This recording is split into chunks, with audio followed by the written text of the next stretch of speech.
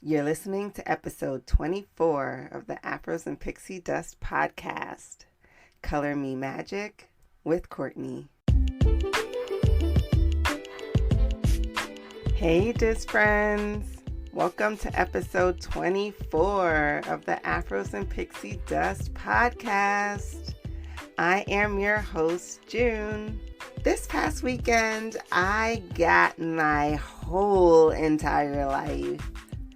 On Sunday, I went to see Public Works production of Hercules at the Delacorte Theater in Central Park, and it was such an amazing moment. I entered the lottery on day one, and no, I did not win, and I was super duper bummed about it, but a little angel somehow, some way got me tickets to go see that play, and I will forever be grateful. So thank you, Matthew. I'm forever in your debt. The show was phenomenal. It was so well done. It absolutely exceeded my expectations, and I was hyperventilating just finding my seat. I was so excited to see this show. So Public Works is run by the Public Theater, and that is an initiative that invites communities across New York to create ambitious works of participatory theater. And so they do shows all throughout the summer and throughout the year. And the closing show this year was Hercules, and it was done kind of like Shakespeare in the Park style. It was done at Delacorte Theater, which is in Central Park, and it was not your traditional Broadway show. And in a way, I was glad that it was on an informal stage, because I probably would have gotten kicked out the way I was cheering and applauding after every scene and like snapping and laughing, and I couldn't contain myself. I tried though. I tried. That's all I could say. The show featured actors such as Jelani Aladdin, James Monroe Iglehart, Roger Bart, Jeff Hyler, and Krista Rodriguez, just to name a few. And it blended in a community ensemble of New Yorkers that included men and women from all ages, abilities, and walks of life. It was truly a sight to see. I don't even think I can describe how dope it was just to see all these people from the community that took part in the show, that made the show come alive and made the show have such a New York feel, such a community feel, that you connected to this production in a way that couldn't be done without the community ensemble. And one time for the Muses, they did their thing. They had me contemplating making a deal with Hades, or Ursula for that matter, to gain the ability to sing, even for a moment, just so I could be down with them. Their voices matched beautifully. Their outfits in the show were to die for. It was just so well done, y'all. I'm sorry if I'm giving y'all FOMO, but you should have it. It was amazing. One can only hope that this show makes it to Broadway soon, and I would love to see the same actors reprise their roles there, if even for a brief time. I'd be front row opening night. And I mean, I know it probably costs a pretty penny, but it's not like my kids need a college fund or anything. So I'm sorry, y'all. I would definitely have to see this. This week's guest is Courtney. She is from Arizona and is currently living her best colorful life in New York. She is a blogger, vlogger, fashionista, and a total boss in general.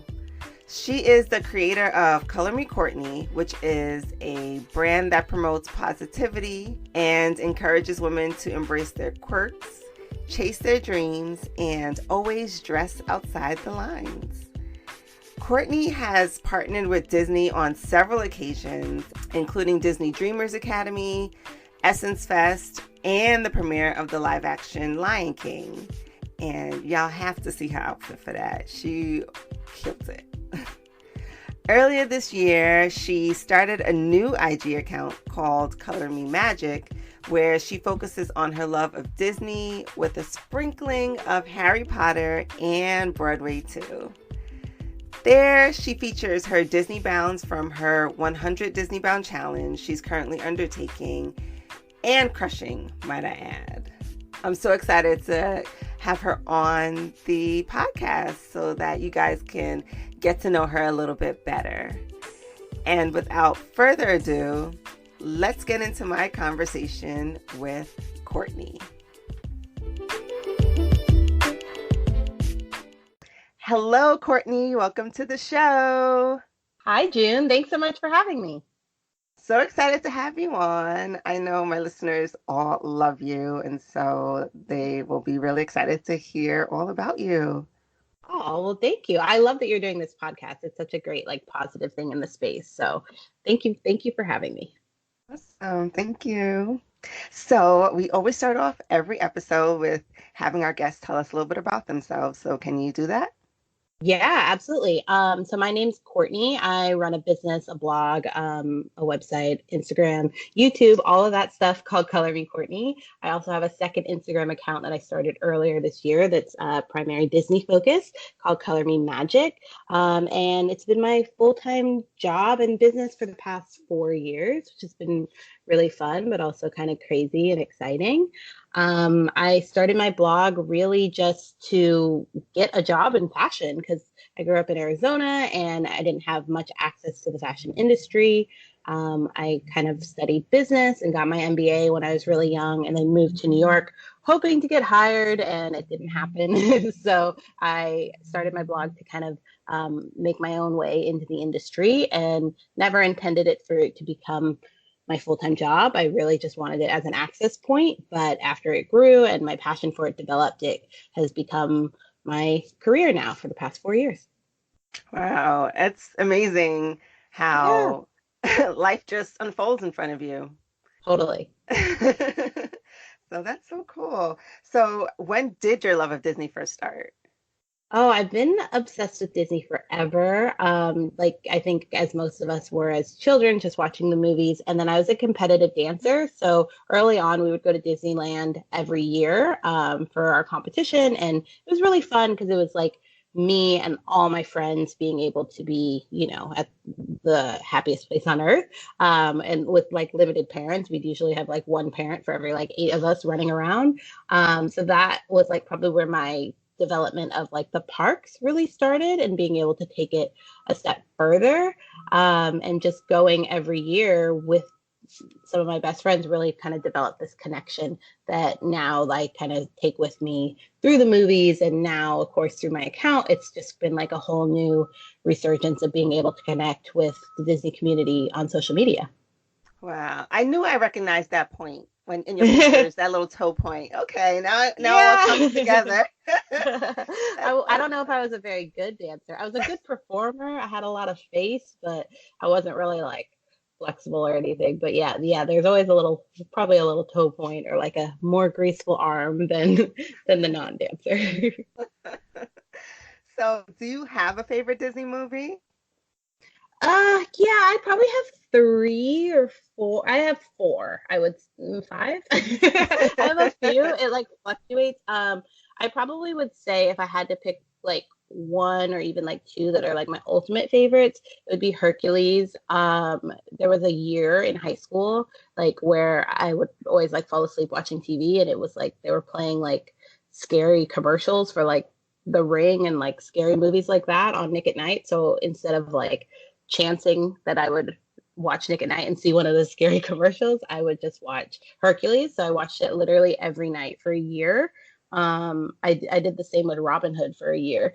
But other than Hercules, Goofy movie are my other two like favorites, and then like more current favorites are Princess and the Frog and Moana and Big Hero 6. Yes. Oh, okay. I love all of them. I've I not just feel seen like Robin Hood though. yeah, it's like one that people forget about. I really haven't seen it since I was like well, not even a kid, since I was like 14, but there was a year where I would watch it like every night. I just loved it. Oh, So, yeah, those are some top ones in this community. yeah. Yeah. Yeah, Hercules, I think the muses are starting to get their due, and I'm Yeah, so happy for finally. that. Yeah, Yeah. and you are a fellow New Yorker. Um, Yes.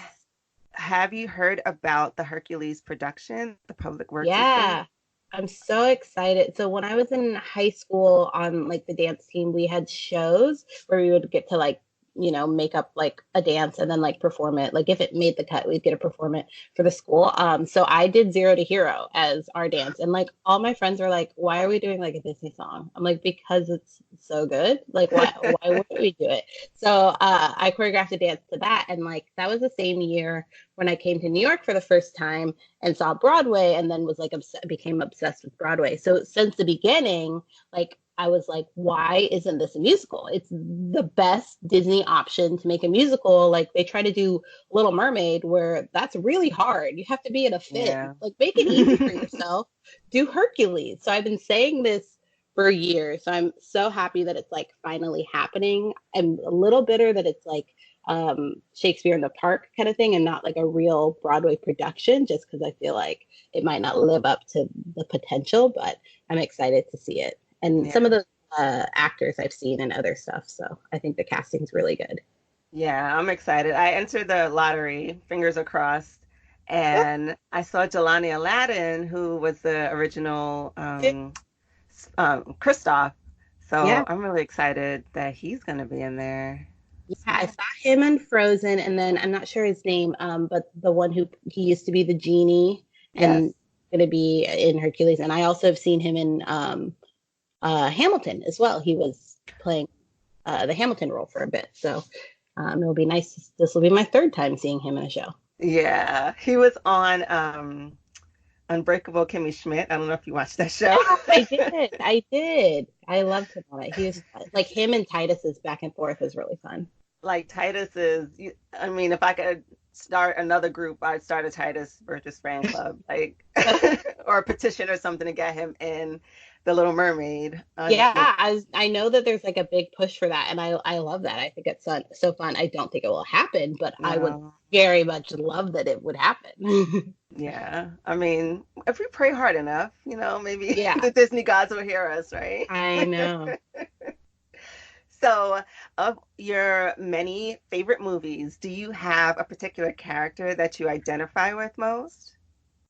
I have to think about that. I probably wouldn't say there's like one character for like certain reasons. Like obviously seeing Tiana was like a huge moment. But I don't really relate to her as like a person. Like I think she has like a lot of like cool traits that aren't I don't necessarily have. She's like a better person than me.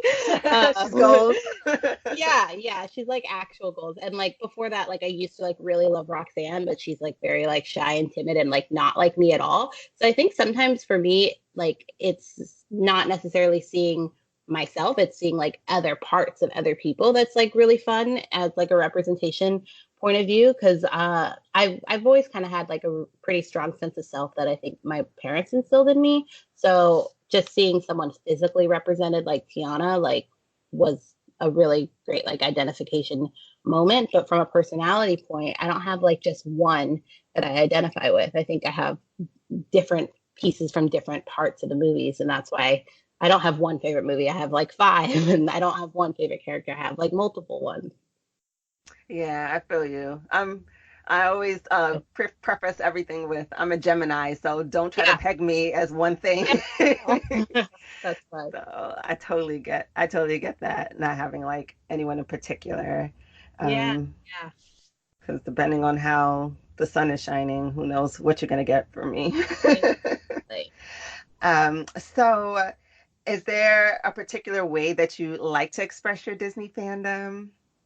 Yeah, so as you know, like living in New York, it can be kind of challenging because you, especially on social media, will see all these people at the parks getting to go every single day, and we only get to go maybe a few times a year, which is still more than a lot of people will get. But for me, I like to express it most probably through fashion. And the thing I've had the most fun doing this year has been doing bounds. So I'm doing a bunch of different Disney bounds, but I do them like a little bit more high fashion, I would say. And so kind of incorporating my love of like style with my love of actual Disney bounds and like the recreation of it has been like a fun, like challenging experience that has allowed me to express my love for Disney. Yeah. So when did you get into Disney bounding? Was it recently or have you been doing it for a while? No, forever. So I'm like an OG Polyvore girl. I don't know if you ever did Okay. Oh Polyvore yeah. back in the day. Yeah, I was like OG, like in like the first 3 months of it launching, I was on the app. And I actually, when it went under, I was like one of those people who like was writing mean messages, and I was very upset because I had like valuable content of from like 8 years of creating that I Uh, just lost because of it. And I also just I used it to create a lot of the stuff currently on my blog, and now I have to use Photoshop to do it, and it's not as fun and like it's not as organized as it was on Polyvore. But so I followed the Disney Bound account on Polyvore, and I didn't really understand that it was like a thing. I just thought it was like a random account that was getting promoted. So I always would see it and be like, oh, that was cool, that was cool. And then when I started blogging for Halloween costumes, I would do Halloween costumes pulled from normal fashion items because to me, I was like, I don't want to buy a skirt and only use it once, right? I want to be able to showcase that you can use the skirt multiple ways. So maybe you turn it into a Snow White outfit, but you also wear it six other ways. So I was doing that, and then I was talking to someone else about how I was doing my Halloween costumes, and she was like, "Oh, so you're Disney bounding?" And I was like, "Disney bound? That's like the thing I used to see on Polyvore." And they're like, "Yeah, it's where you like dress up as a Disney character, but like you don't use it's not like a costume. You use it from like normal stuff so you can go to the parks." And I was like, "Oh, I didn't even realize that basically what I was doing was operating under the guidelines of bounding." So I kind of was doing it on my own and just didn't realize what it was, but also had known about it early on. And it kind of had this like full circle moment, which was kind of fun. yeah. I miss Polyvore as well. And Oh, I mean that's if it's down, that's a new opening. If you don't have enough on your plate. right. Well, so once it went down, I was like really passionate about trying to find like the next one. And there's all these like alternatives that were trying to like become Polyvore, and I explored all of them. Even one of them was like interested in like having me like kind of do some direction of where they should go and some strategy. And I like had a call with them, and they were just a sloppy mess. And I was like, I don't Mm, want to get into this business. yeah. It's too messy. And so I was like, this is what you need to do. This is what you need to do. And they're like, yeah, we're not going to do that because that doesn't monetize and this doesn't monetize. And I was like, well, that's probably why Polyvore doesn't exist, because whatever it was doing wasn't monetizing. But as a user, it was great. I loved it. So Exactly. So you've been at the parks a lot lately. Um, yeah, it's been a have lot you this year. have you lost count? I could probably like I could count them because like they were all for a specific reason, right? So I think the first time I went for Creator Days, which was really cool, it was Disney's like first time putting this together, where they brought uh, creators to go to the park for like 3 days of like a VIP experience, and then we went on a cruise, which was great. And then 15 days later, we came back for Disney Dreamers, which again is my first time doing that, which is amazing. And Disney Dreamers Academy is basically Disney asks youth, I believe it's under 19, you have to be under the age of 19, 13 to 19, I think, to write to Disney and tell them their dream. And they focus primarily on the African American community, or just minorities in general. And they pick these dreamers to come out to Disney World for like a full weekend of like mentoring and like skill building, and they section you off into different groups. So if you want to be an entertainer, you get to work with some of Disney's like entertainment staff. If you want to be a writer, if you want to be an engineer or an Imagineer, like you get to work with people directly from Disney and kind of learn about those specific areas and kind of set you up for success. So I was a mentor for that, which was great. Probably the most rewarding Disney trip I've been on. So that was the second trip. And then, oh, we went for something else. Maybe it was Star Wars then. So that was Disneyland. And then after that, we did Disney World for Toy Story 4. And I feel like there's been one more trip. Maybe we went before Creator Days, just like on our own. But so I think like 4 or 5 times this year. Yeah. So you go a lot for business. Have you been able to go for pleasure often since you work a lot with it? Or is No, it just like you no. mix it together? Yeah. Yeah, we usually try to find a good balance. It is a lot of work, but at least I like what I do. And it's this weird thing of where it used to be my hobby. So before I was like getting paid to do it or before it was my job, I would still probably do the same amount of work. It just wasn't getting like a benefit for it, or I was paying to go to Disney and then I would do the same thing. Like I would go with my friends and at least like the first 2 hours of the day, I would usually hire a photographer and then shoot like crazy, shoot like 10 or 12 things, and then go meet up with my friends. So I wouldn't be like hurting their trip. So I've always been kind of doing it this way. It's just like now, like I get to do this way in partnership with Disney. So even if it is work, it's very, very fun. It's hard work, but it's still very fun. I mean, it's great. I love multitasking. So this is like the ultimate multitask. It's Yeah. perfect. Paris and I always say, like, what do people without blogs do? Because we're like, well, we'd have so much time if we weren't doing this like every weekend, every trip. Like, we'd be so bored. Like, what do people do? So, it fills all the time. Yes, yeah. So is there like a favorite thing that you love to do in the parks? It changes every time. Like, truthfully, I like experiencing it with Paris because, like, even though we've gone a bunch this year, um, we're usually there like working. So if you think like we only kind of really end up having like half a day at a park, because usually we'll do like 10 photo shoots. We shoot like 10 things a day. And then we also film a YouTube video. And then we do Instagram stories. And then there's a lot of like time where we spend meeting up with like other people on social media. We don't have a lot of time to just like experience the parks. So I like experiencing it through his eyes because he didn't grow up going to Disneyland or Disney World. His first time at Disney World was like last year or the year before. So he's maybe only been like 5 or 6 times. And like watching him experience it is really fun. He like is very terrified on roller coasters, and that's very enjoyable for me to watch him, like cry on a roller coaster. So like that's fun. And other than that, like just for me personally, I love Main Street. Like I could just chill on Main Street all day. Maybe less so in World because it's kind of bananas, but like I just like want to like watch a parade, like see the performances, like smell the smells. Like to me, like that's fun. I love the ambiance.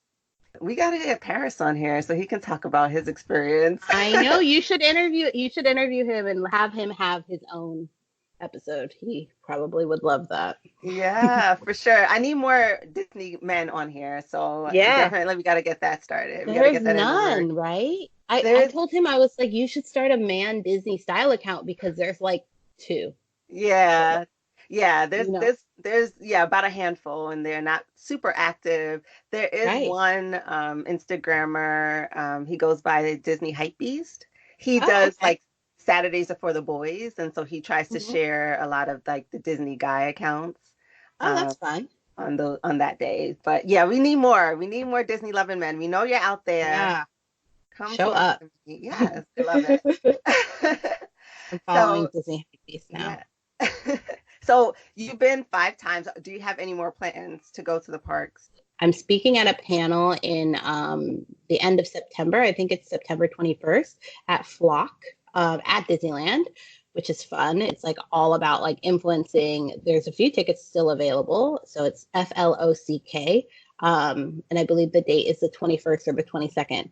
And so I'm going out that week. I'm actually going a little bit early for like another Disney project as well.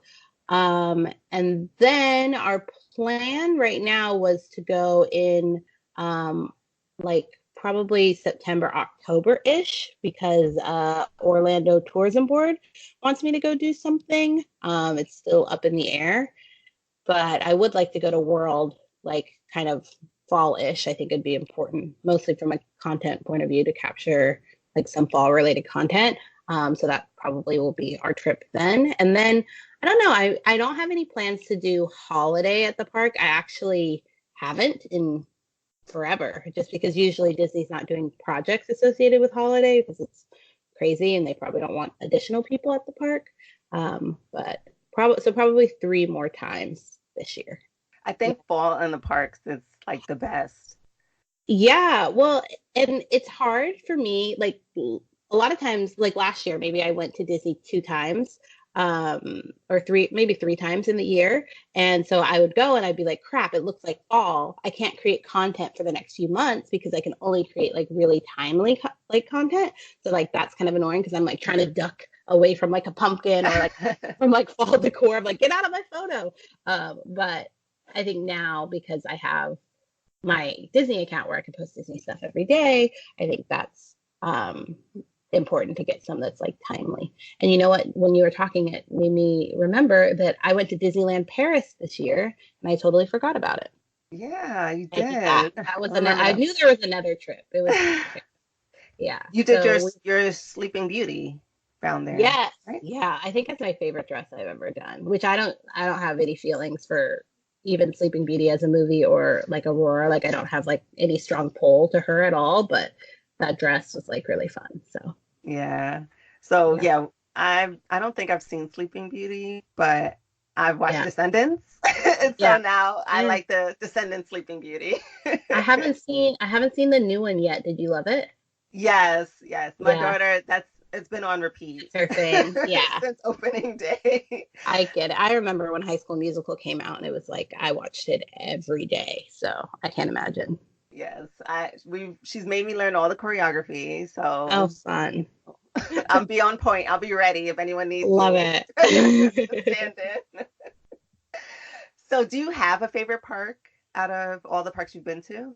Yeah, I so last fall I went to Tokyo Disney and we just did Disney Sea while we were there, and that was probably my favorite park. But I kind of like it's hard for me to say it's my favorite because like of course when you only go once it's like the best experience, right? You haven't been enough to know if you still really like it. So I would say the one that's held up the test of time for me is Animal Kingdom. And truthfully, like Pandora, my experience with Pandora probably is what pushed that to like change it to where Animal Kingdom became my favorite. But yeah, Animal Kingdom, and that's Paris's favorite too. So Yeah.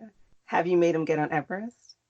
yeah, yeah, I have. He does it. He cries. He does it. So it's really enjoyable. That's the worst part is that he's afraid of the rides, but he like puts on a front like he's not. And so if he just was like, I don't want to go on that because I'll be sick or I'll be afraid, I'd be like, fine, and we wouldn't go. But since he like puts up a challenge, I'm like, well, now we have to go and I have to prove you wrong and we have to do this every single time. It's just like if you were just upfront about it, we wouldn't even have to ride the ride.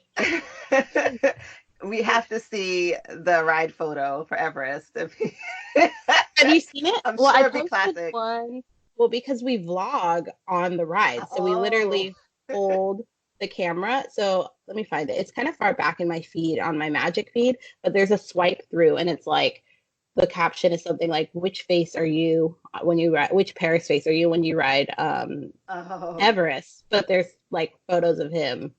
His ride photos are the best. They're so funny. But yeah, let me find the date so I can tell you. Mhm. I'm scrolling through now. Let's It's see. like a really close up photo behind Toy Story. There we go. Okay, so it's Oh, I like, see it. yep, look at his faces. Oh, it looks like his tummy hurts. Yeah, so those are just screen grabs that I grabbed from the video, and I think they're so funny. Oh. So is it just roller coasters, or he's like not into dinosaur either? I don't think he's ever done it, Oh. but yeah, like he'll do everything.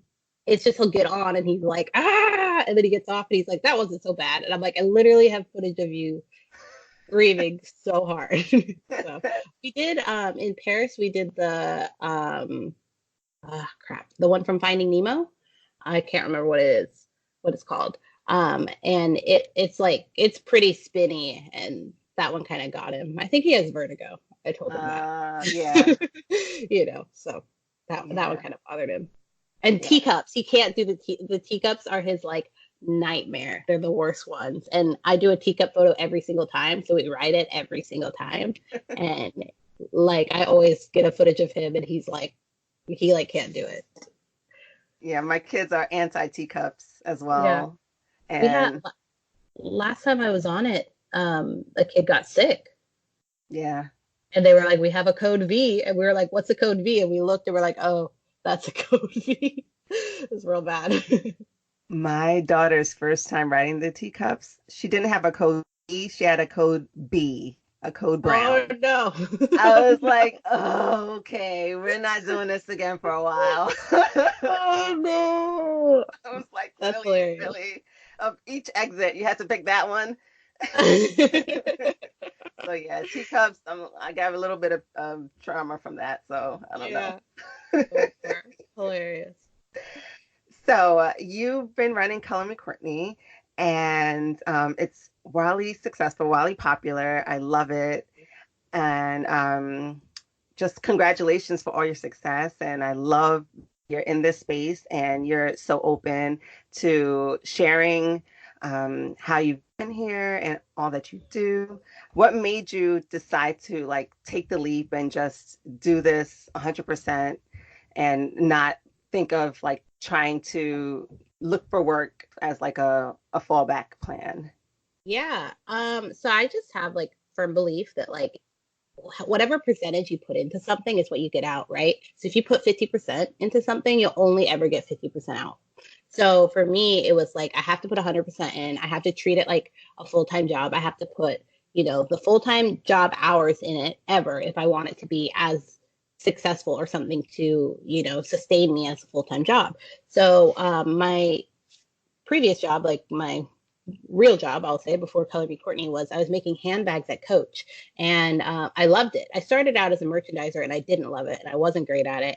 And then I got moved to a product developer, and I was like, oh, this is great, and I loved it. And it wasn't what I wanted it to like. It wasn't what I thought I'd be doing at all. But it was a really fun job. So then, as Color Me Courtney grew, which I'll say the groundwork that I laid for it to grow happened when I was in the position that I didn't like, when I was in the merchandising position, because I was unsatisfied at work and I'd come home and just put everything I had into Color Me Courtney.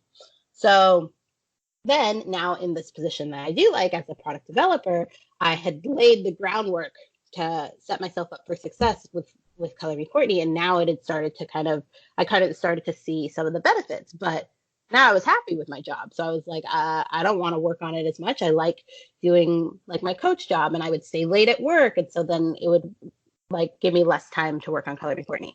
And then it got to the point where I was pulling an all-nighter pretty much 2 or 3 times a night, even though I still do that. But at the time, it was like really awful. I was working like I would wake up usually at like 5, work on my blog, go to Coach at 9, come home at like 6 or 7, work on my blog till 3 a.m., do it again. Um, and so I was just like unhealthy because I hadn't been sleeping. I have a chronic illness called fibromyalgia, and it was obviously like not affecting that as well, that I wasn't being able to take care of myself. So finally, like most of the people in my life, my mom, Paris, were like, okay, you got to pick one. Like you can't keep doing this. And it also ended up at like a point where Coach kind of was like unhappy that I was having a blog on the side. And I think to Coach's credit, I think if it happened a few years later, it wouldn't have been the situation that it was, but they kind of wanted me to stop working with some of the brands that I was working on through Color Me Courtney, and I wasn't really willing to do that. So I just kind of put it in my mind that maybe I would start doing Color Me Courtney as my full time. But even then, I was really dragging my feet because I liked doing both. I called it my Hannah Montana life because it was like I gotta put the wig on at night, and then in the day I could just be like at my like normal desk job, which was really fun to have the juxtaposition of both. And then finally, I think the thing that actually made me switch is after me wrestling on it for maybe 3 or 4 months. And in that time, I actually didn't touch my coach salary. I had been just putting it in savings to see if I could actually live off my blog. And so it had been like 3 or 4 months, and my mom was like, if you left coach, would they hire you back? And I was like, yeah, in an instant. I think I could get my job back in an instant. And she was like, okay, then what's the risk, right? Just do it. And if it doesn't work out, you can always go back. So I think if you're at a certain position and you want to take a step forward, if your step forward doesn't work out, if you fall off a cliff, you can always go back to that same spot and then choose to take another step in another direction. But if you just stay in that spot, you'll never see if like the forward step works out or not. So I kind of just chose to take a step forward, and it didn't fall. I was able to keep going in that general direction. So Yeah, that's awesome. It's all yeah, about kind of like pushing past fear and just and doing it and not worrying about the what ifs and kind of letting that hold you back. yeah, absolutely. Um, I just finished a book called The 4 Hour Work Week. I don't know if I Oh, recommend it for everyone, but there were some jewels in there oh nice. um, about, trying to find out what formula, what is the formula for your happiness. And not everyone wants a traditional 9 to 5 or, have to be, glued to a specific space all the time. And just, I think that you figured it out. And Yeah. congratulations for figuring it out early.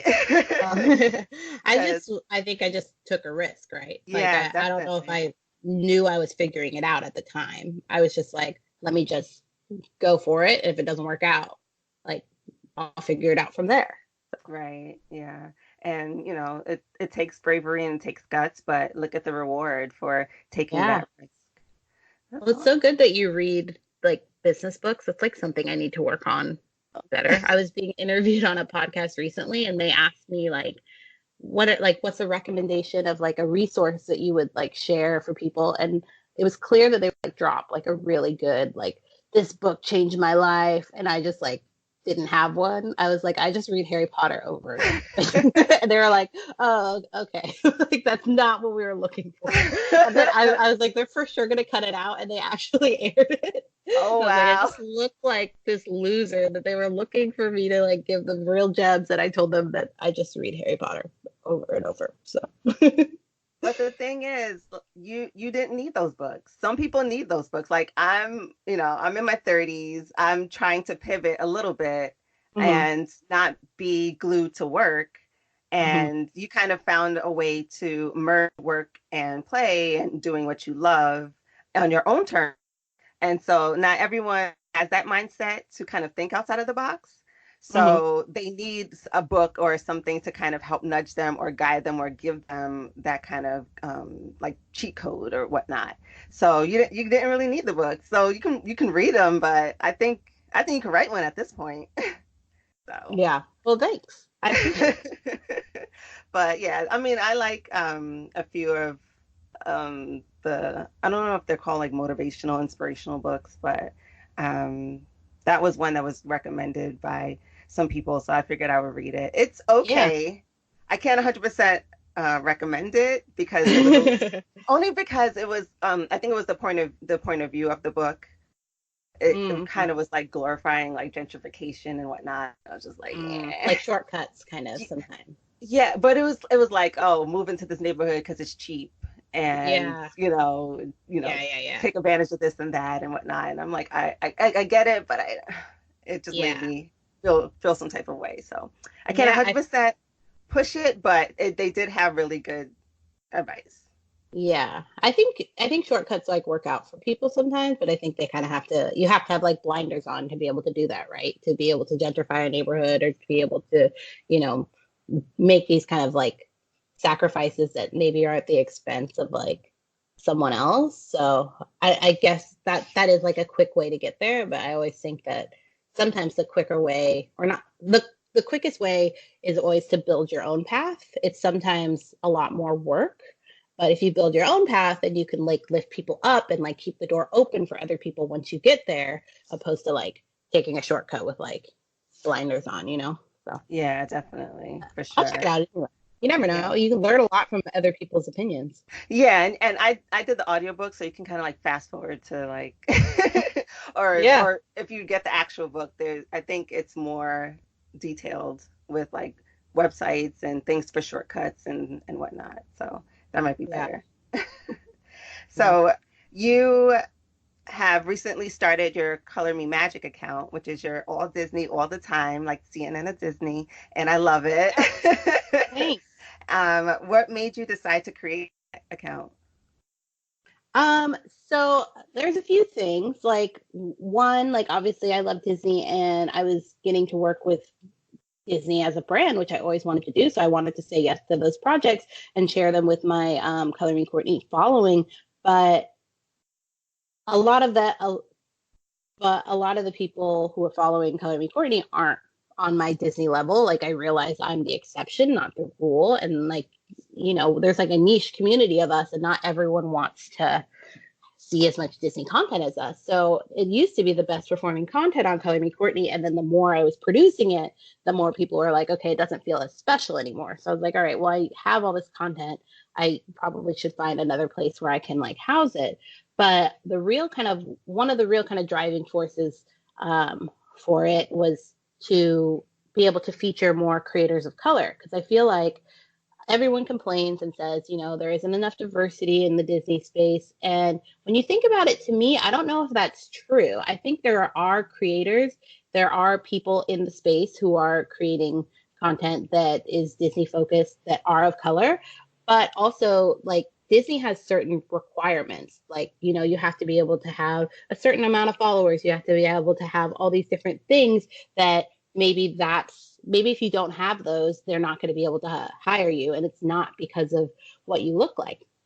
So there are a lot of like people who would get on Instagram and like complain there's not enough people of color on this Disney account. There's not enough people on this Disney account. And I'm like, well, maybe it's just there's not a pool of candidates that check all the boxes for them to be able to work with. Like Disney is the biggest brand in the world. They have all these requirements. And it kind of goes like to a deeper ingrained thing. And my fiance Paris talks a lot about this because there's just not a lot of creatives, as many creatives or people growing up wanting to be creatives in the African American community. And that's, you know, it all it gets stemmed back to this like deep systemic thing where if, you know, your parents don't have as much generational wealth as maybe someone who comes from a white family, you don't have that privilege and flexibility to be able to explore a creative career. You have to explore a career early on that's going to like pay the bills. And it's like this whole like lengthy generational thing to where that's maybe one of the reasons why there aren't as many kids who are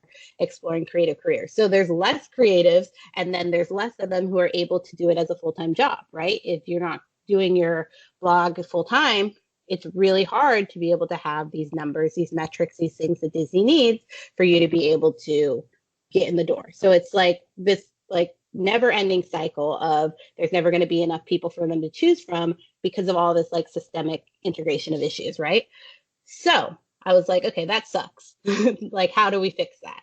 Well, I can build an Instagram account. I know a tried and true way to build an account out of, I can do it in a year. I can pull my Instagram account to like my goal for the end of the year is 75,000 followers. Right now we're at 45. I launched it in like middle of February. So I was like, let me create an account. Let me create a space. And then once it gets to a place where it has 50,000 followers and it checks all these Disney boxes, right? And Disney knows that they can come to me when they want to promote Toy Story or when they want to promote Disney Springs or whatever. Once it gets to that place, I don't have to be the face of it. That's why this one's not Color Me Courtney. I'm the face of Color Me Courtney, but Color Me Magic can be a space for everyone. So once I get it to that point, then I want to take on contributors of color who maybe this isn't their full-time job. Maybe they have a passion for Disney and they're creating great content. They just don't have the time to invest in it that I would have to create it to be an account that Disney would invite to things. So maybe they only have like a few thousand followers on Instagram, but it doesn't mean that they're not a great creator. So now let me find those girls, let me find those women of color, or men of color. I guess I won't discriminate against men, and let me bring them into the conversation. So now when Disney says, Courtney, we want you to cover this Star Wars thing, I could go, you know what, Disney, I love that you're thinking of me. I'm not a huge Star Wars fan. I just recently watched the movies for the first time this year in preparation to go to Star Wars Land. Let me find someone in my community as a that I can send as a contributor. She can post on behalf of Color Me Magic, so it has the reach that Disney needs, and but she knows more about this, so I can empower her to speak to the community because it'll be more valuable than me. And we could do the same for Marvel. Again, something I don't know a ton about. We've just started watching the movies. Like I'm like three or four in because I had never seen any of them. Don't judge me. So again, so I'd be like, you know what? June is really great. She knows everything about Marvel. June knows everything about Cars. She's seen Cars 47 times. You want to do Cars 4? Let's send June and her son because that's a better fit than me who doesn't want to watch Cars. So there's different things I think that we could then do. And that's a real reason, a very, very long answer that I started Color Me Magic. No, that's incredible. I'm like trying not to cry right now. I think this is beautiful. Oh, don't cry. No, because like um I I mean I joined Instagram to find people of color that love Disney. That was the reason Yeah. why I joined Instagram. Like I'm like anti social media. I would be fine if like I just stood in a hole and just watched Disney movies all the time or whatever. Yeah. But I came to Instagram specifically to find of color that love Disney and for us to all connect because I'm OG, so I was on Mhm. Facebook and and they weren't really groups that I found that interacted that much with each other or even in the larger groups there were only like scatterings of people of color and I Mhm. didn't feel like I was heard or seen. And so that's Yeah. the whole reason why I came to Instagram and finding that there are so many of us out there and like you said their reach is not as large Mhm. for a multitude of reasons Right. Which is and fine. Like, I don't think you have to have 100,000 followers to be influential. I think you have to have a point of view and be able to speak to something in a way that people want to hear and listen to be influential.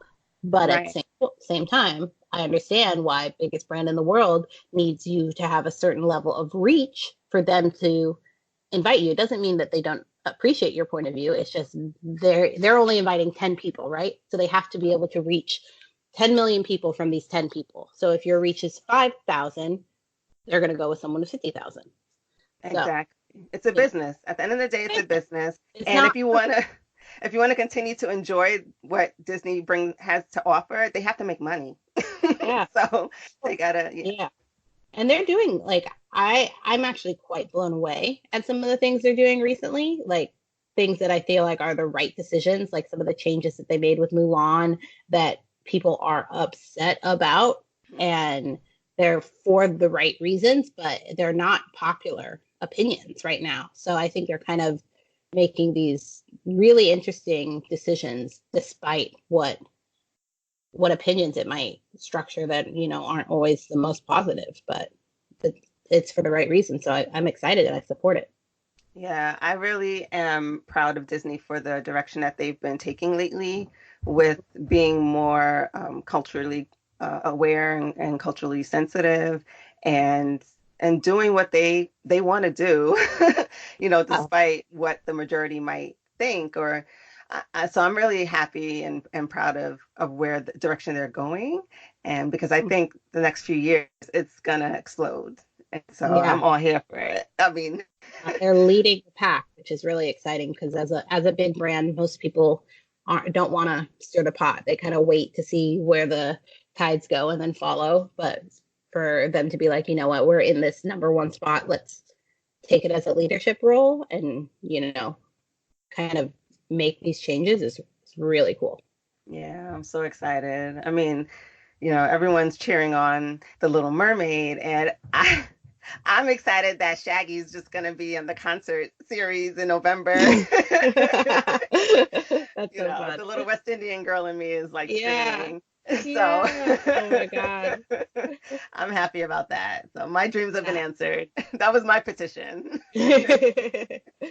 But yeah, so Mulan, so happy about that. They're still making these female characters as role models for young girls. Yeah, And so totally. I'm so happy about that. And I cannot wait to see Mulan.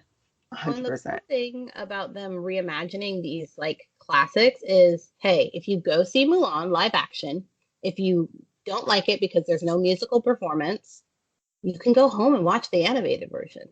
Probably on Disney Plus at the time because it will actually have it then. So it doesn't take anything away from like the original. That's what's been so confusing to me that people have been like so upset with like mermaid casting or whatever. I'm like, it doesn't change. They're not changing the original. They're not redrawing it and making it so you can only watch this new one. It's just they're giving you a different way. They're making someone else feel represented and seen.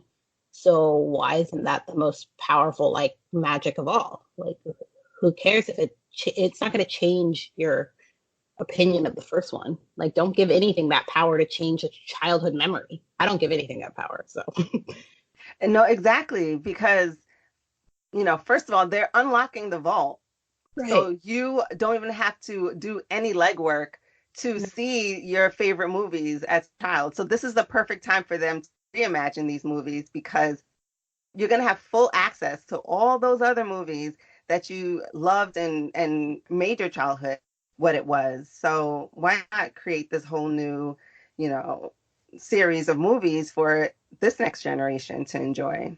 Yeah. Well, and I think that was a critique with Lion King. A lot of people were like, well, I felt like it was the exact same story as the original. And I was like, yeah, like they weren't going to change the story. They just gave you a different way to view it. So it's just now you have a bonus. Again, if you don't like the current one, if you don't like the summer version of Lion King, go watch the, what was it, like 1990 version of, Yeah, go watch it. It doesn't matter. exactly. I mean, I do that anyway. You have options. And I paused to take this interview. I paused Hercules, so you There know. you go. I'm ready for that one. I'm excited. I can't wait I to would find out who the love cast a is. live action Hercules. Yeah, are they doing one? Have they said that they're doing one or The no? rumors are swirling, but right now Ah, they're just rumors, which means, it's probably going to yeah, happen, but we don't know anything about it yet. TBD. So, exactly. I wish I could sing because I would audition for it tomorrow, but that's not my I calling can't in life. sing, but I might still audition. Who knows? They can Right? auto tune it, right? Exactly. They could dub me in with someone else. Figure it out. That would be a dream, a dream. So you're collaborating with Disney now. Was that always a goal for you? I probably wouldn't have even said it was like a goal. If I wrote things down as a goal, it probably wouldn't have been one that I would write down because I didn't think it was something obtainable. And I didn't even really know what Disney was doing from like a collaboration point of view. Even now, like after I've worked with them, because they're so great to work with as an influencer because they don't give you like this laundry list of requirements. They don't control your content. They really just let you experience the parks maybe through like a different way that you wouldn't have been able to, and they just hope that you share your positive experiences. So because of that, it's even hard to tell like from looking at other creators. I'm like, was this a partnership or are they just there on their day off? Like I'm not sure.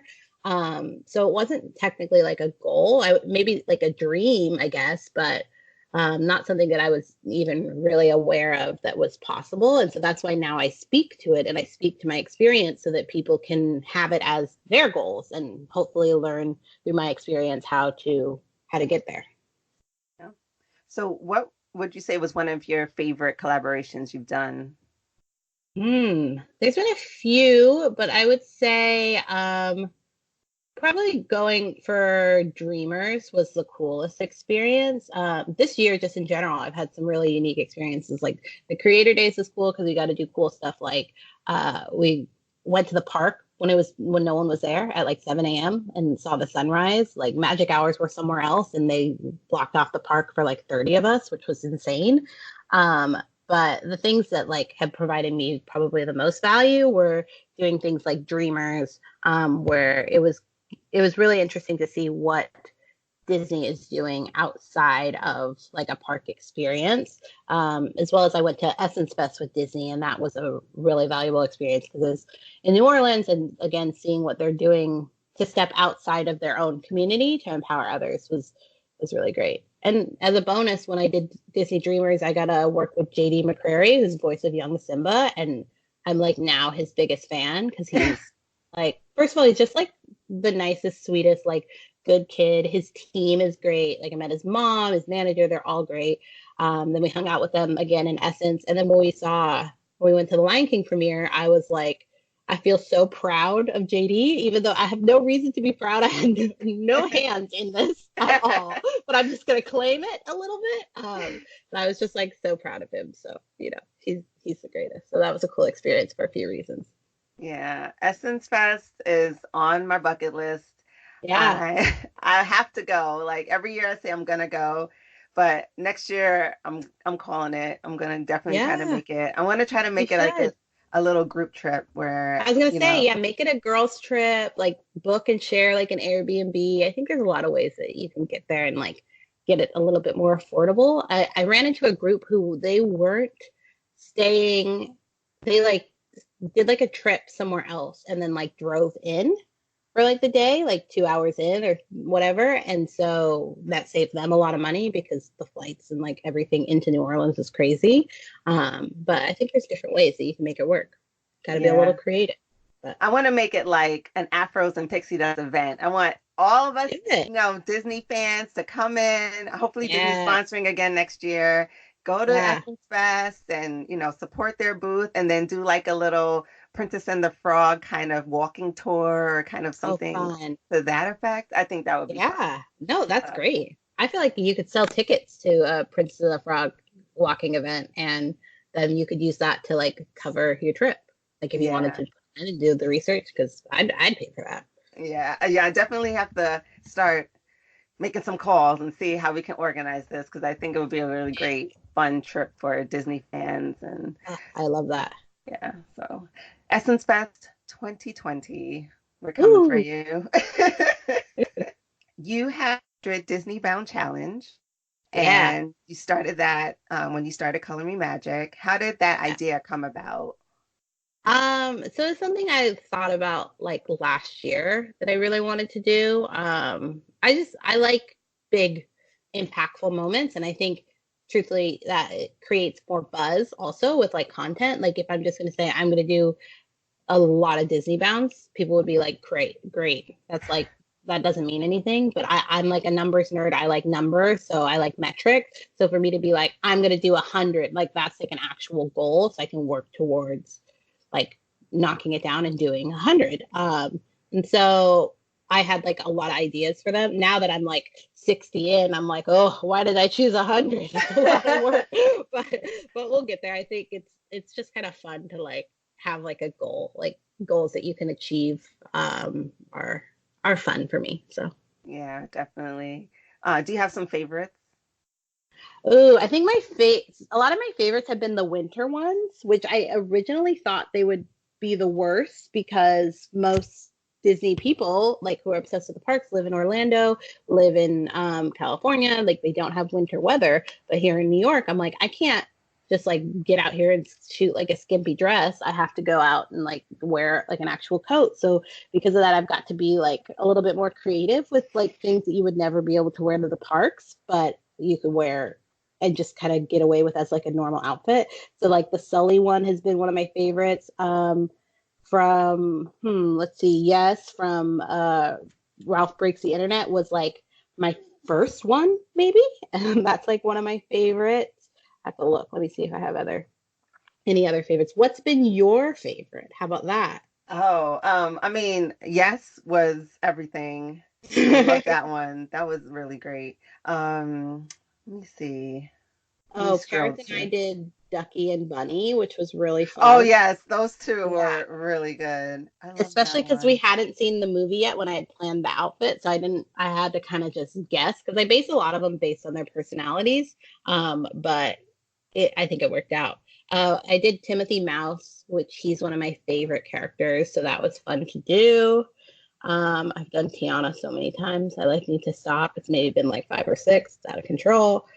Yeah. Um, Your Jane was really nice as oh, well. thanks. Yeah, that one was fun to do. Oh, I think my favorite, I did two Goofy movie ones. I did Powerline and I did um, Paris and I as Max and Roxanne. And we were getting ready to go shoot it. And my friend Kristen, who lives here, she actually was, quote, friends with Minnie on a Disney cruise for 6 years.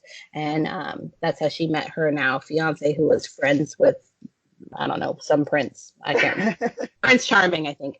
Um, anyway, so she was coming to take the photo of Paris and I, and about an hour before she was set to meet us, I was like, "Hey, don't you have a hat like this, or don't you have like, or do you have a shirt like this? Can you bring this shirt?" I like scrolled through her Instagram and found like a few pieces that she could bring, and then she showed up, and I was like, "Yeah, you're gonna be Stacy because." She like has like a very like Stacy like 90s style. Stacy's like Roxanne's like best friend. My friend Kristen was student council president. I was like, this is so perfect. Like, why didn't I think of this earlier? So it was fun because it was a little last minute. But it was also like she actually showed us up. She like blowed all of our looks out of the water. So that was fun. And then another one with my other best friend Cherie. Paris and I did Jasmine and Aladdin, and she was a vacation genie, which is Oh, funny. Another like really good one I loved. So. yeah. And your Mickey Mouse one that you did, I think it was at Creator Days. I really like that Um, one a lot. sorry, which one was it? Mickey Mouse? I think it's Mickey. Oh, was it Um, where I did like Mickey but made it Minnie? yes, yes. Yeah, that was fun. Yeah. Yeah, I love that one. I love those gloves. I don't know where you got them from, but they're adorable. Amazon.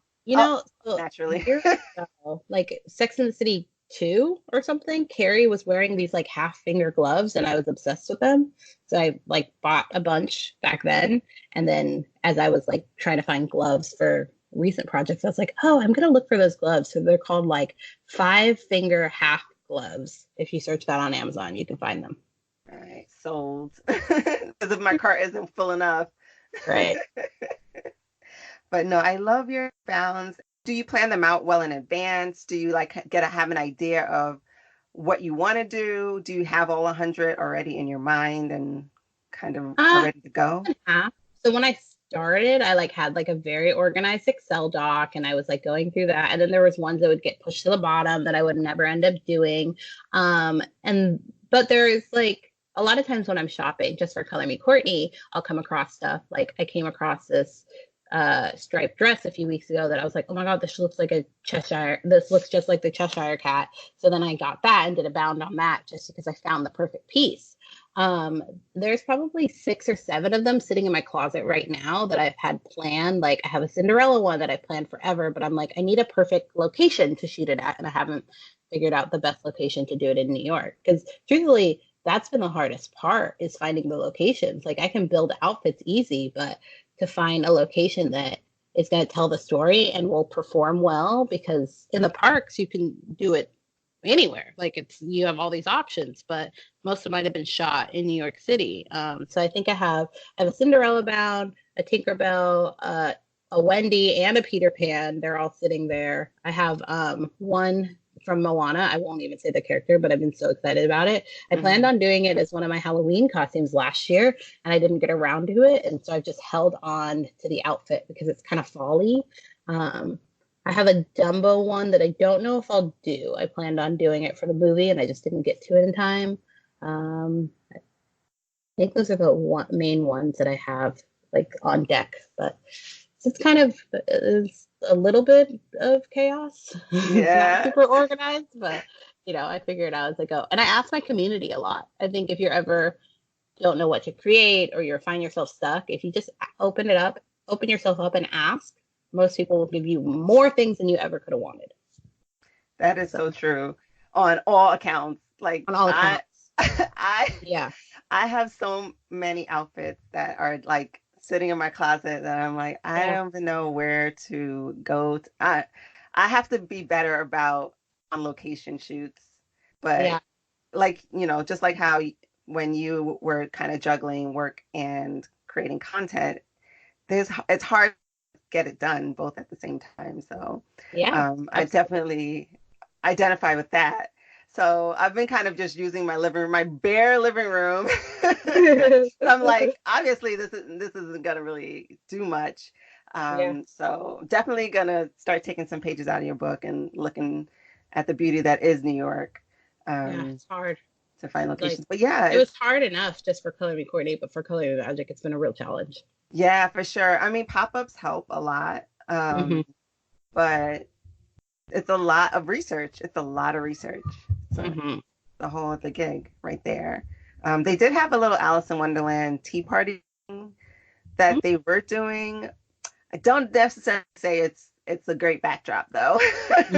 Oh It no. was like a double-decker bus in an alleyway in Oh yeah, Williamsburg. I've heard yeah, I heard about that. Yeah, probably not a good place for a photo, but there's a Alice in Wonderland is actually there's a few places for it. There's because last year I did like a high fashion, I called it like high tea fashion, or high fashion tea, I guess that's better.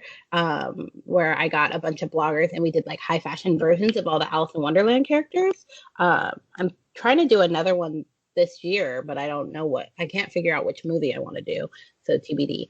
But I did a lot of research then, and there's just like a lot of tea shops, and there's something like I think it's called Alice's Teacup, and it's Yeah, that was yeah, but my I haven't been, but It's really cute. It's not yeah, very Alice. It's very subtly Alice in Wonderland. They have a few locations. It's like subtle yeah, Alice in Wonderland. Um, but it's a nice tea shop. But it doesn't. I yeah. don't. It kind of has a little bit of a backdrop. It's not really heavy Alice in Wonderland. That whimsical kind of feel. Not necessarily, but There's a um, lot of with Alice in Wonderland. It's nice because there's a lot of places that kind of take inspiration from the book and less so yeah, Disney version, so they have their own interpretations. But you know, it's been fun. yeah. I mean, New York. There's lots of creative places to do things. So there's a lot of options. um, to kind of find places to create content. And you're amazing at it. I don't know how you. Oh, thank you. I think I said once that the color finds you because it's Yeah, like I mean I just love it. And yeah. The color hunting, it's a lot for sure. so, what do you see in the future for the Color Me Courtney brand and the Color Me Magic brand? Yeah, so both of them kind of have the same similar objectives, but different pillars and like areas that it will go through, which I think is nice because then like my goals are kind of aligned. But forever, my goal is to make people feel more confident and comfortable in their own skin, to make people embrace and utilize and expose themselves to color, because I think those go hand in hand. I think people don't realize how much wearing color is tied to your confidence and being able to feel like you deserve to be seen and recognized. A lot of people think it's easier, and it is easier to wear black and kind of not be noticed, but I think you deserve to be noticed and like kind of let that shine. So I tie um, a lot of the confidence building to ability to wear color, and they kind of go hand in hand. And then my objective, which is kind of a dumb objective for me as a businesswoman, but it's to take my online influence offline, which I don't know if that's the best strategy to say, like, hey, thanks for following me on Instagram, but put down your phone. But that's really what I'm hoping to do. And that's why on Color Me Magic right now, we're doing a Harry Potter book club. So my goal is to be like, hey, thanks for seeing this Instagram photo. Put down your phone, go read a book for a bit, and then you can come back and we can talk about it. But don't spend 2 hours scrolling through. Instead, spend that 2 hours like reading or listening to the book or doing something like that. And you can still have a community, but you don't have to like live on this app. Which Instagram probably would really appreciate me saying that. But so my goal with both of them is to take online influence offline. And so, like when I'm in California or Orlando, I usually have meetups for my community, or I get a lot of the influencers together, just because I don't want to only know people through an app. I want to know people in real life.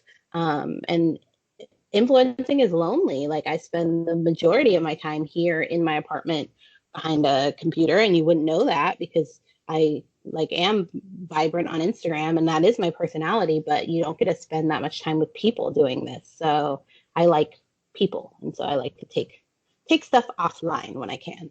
Yeah.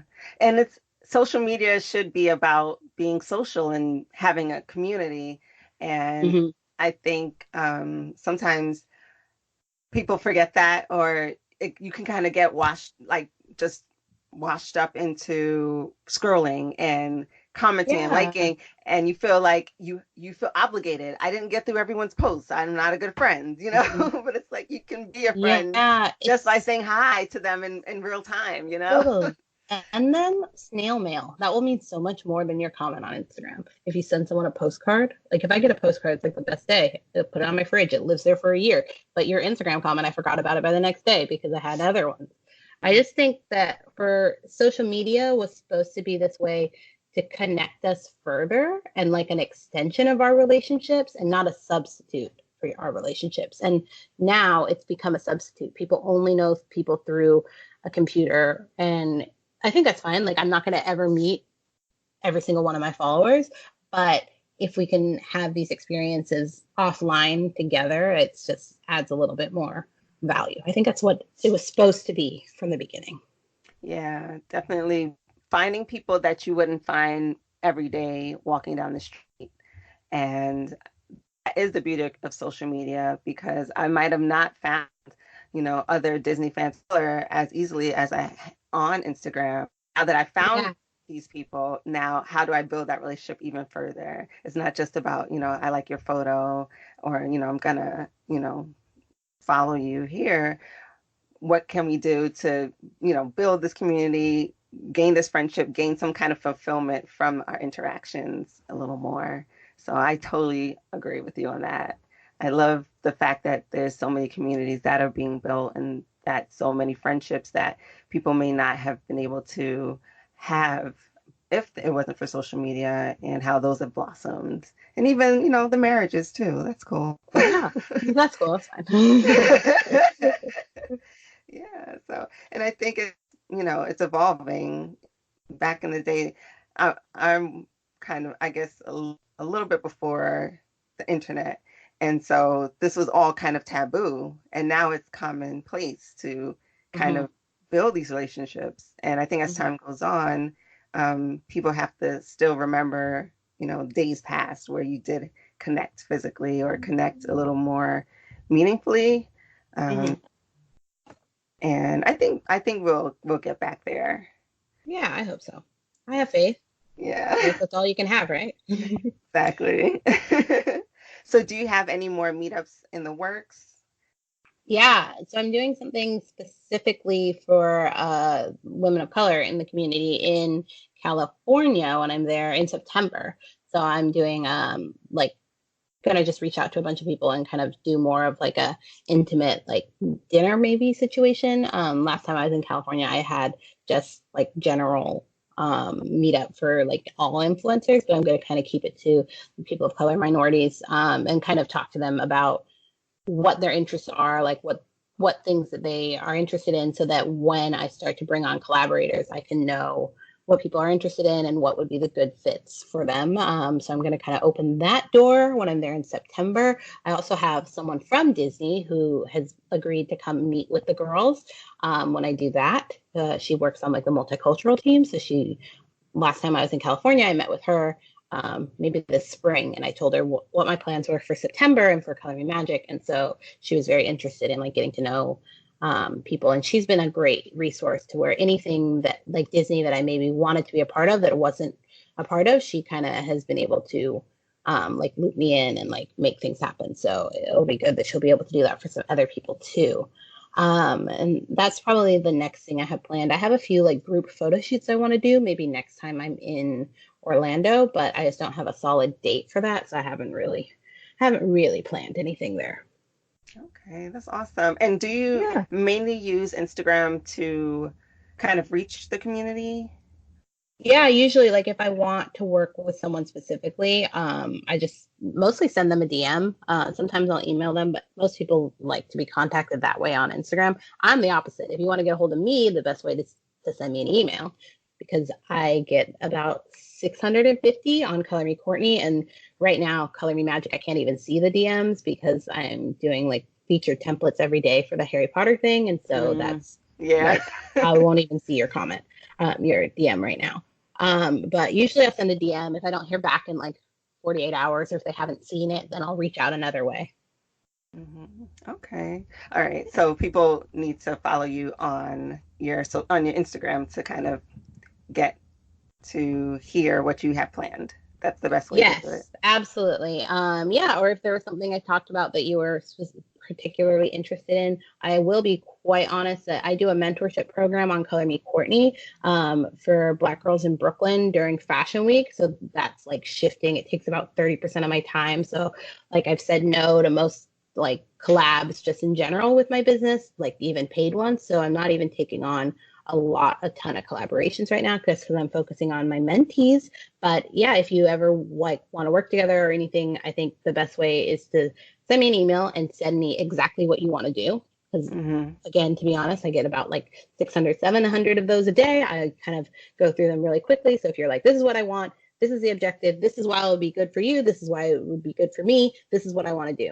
And then I'll be like, okay, great, yes or no, or yes, but let's move it to January because that's when I have time. But to just stay in, if you just want to just follow the general posts and stuff, you can follow me at Color Me Magic. For it's about 85% Disney, probably 10% Harry Potter, and like 5% Broadway. Did that get us to 100? I think that got us to 100. And then Color Me Courtney, which is mostly color, confidence, fashion, life in New York City, and then I do a bit of Broadway on there too. So Yeah. yeah. Okay. So right now your plate sounds mega full. Do you get downtime? What do you do when you have downtime? No, I don't really get any, but that's Mm. okay. I'm hoping to go to Hawaii in September, where I'm at least going to try to take like one day where I like don't look at my email or anything. Um, but that's okay. I like what I do, so it's Mhm. fun. Even if it's work, it's fun. I don't really need downtime. I guess I mostly just will watch like a TV show if I really have downtime. I'll do nothing, absolutely nothing. Just sit Yeah. there, Yeah. exist. Well, I mean, it's great to hustle now and you can, relax when you're ready. So, Right. Yeah. balance. So, do you have a favorite Disney moment or memory?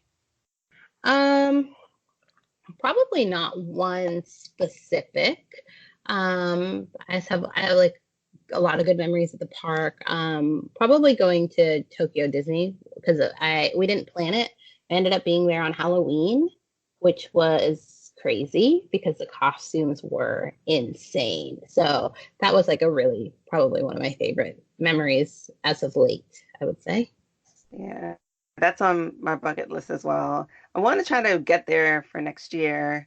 I hope Yeah. I don't have to split between Essence Fest and Tokyo. I know the Olympics is going to be there as well, Mm, but if I could, kill two birds and right. get to see Serena and Simone Biles, I Mhm. could, Check and I, mate. like, I'm done. I'm done.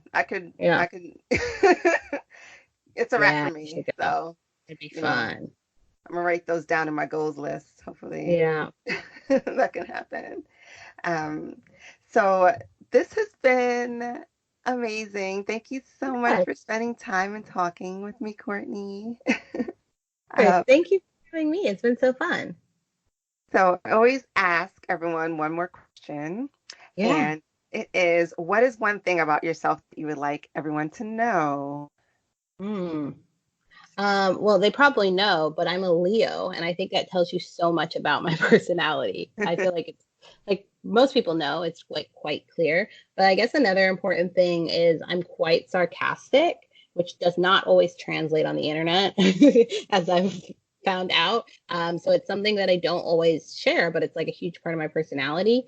But it's not something I can always share on the internet because I have a lot of people who speak a bunch of different languages who follow, and just when you toy with sarcasm and language barrier and written in text, it can be sometimes detrimental. But I guess those are two things, but those are some things that you maybe wouldn't know otherwise.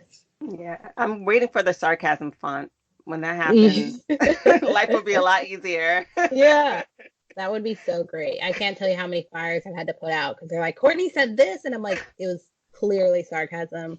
Yeah, you have to be quite literal on the internet, because the other day Paris was making fun of my outfit because I was wearing like a utility jumpsuit, kind of like a you would if you were working in like a factory or something. And so Paris was like, "Good news, guys! Courtney is opening Color Me garages. You can come get custom paint jobs. She'll change your oil, all this stuff." Then I got all these DMs and messages and even emails of people being like, "Hey, we'd love for you to host our product at Color Me Garage. And hey, when is this opening? Where's it going to be located? Can you give more details?" Like, this was very vague. And I'm like, this is sarcasm. This is Paris making fun of me.